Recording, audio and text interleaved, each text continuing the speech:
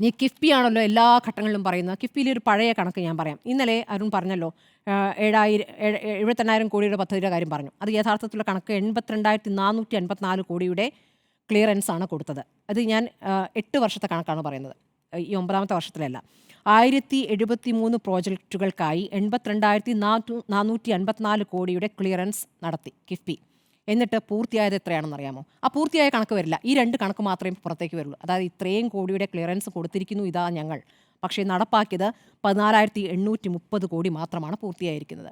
ഇപ്പോൾ കിഫ്ബി വഴി നടപ്പാക്കുന്ന പദ്ധതികൾ, ഏതൊക്കെ പദ്ധതികൾ നന്നായി റവന്യൂ ജനറേറ്റ് ചെയ്യുന്നുണ്ട്? വളരെ കുറവാണ്, വളരെ കുറവാണ്. അപ്പോൾ അതിലെ വരുമാനം എടുത്ത് ലോൺ തിരിച്ചടയ്ക്കാൻ കഴിയുന്നില്ല. കിഫ്ബി എങ്ങനെയാണ് പണം കണ്ടെത്തുന്നത്? കിഫ്ബി 18,000 കോടിയുടെ ലോൺ എടുത്തിട്ടാണ് പദ്ധതികൾ നടപ്പാക്കിയിട്ടുള്ളത്. അപ്പോൾ ആ കോടികൾ നാഷണലൈസ് ബാങ്കുകളിൽ നിന്നാണ് എടുക്കുന്നത്, വലിയ പലിശയ്ക്കാണ് എടുക്കുന്നത്. അപ്പോൾ തിരിച്ചടക്കാൻ പറ്റുന്നില്ല. അപ്പോൾ ഇതിങ്ങനെ റോളിംഗ് ആണ്.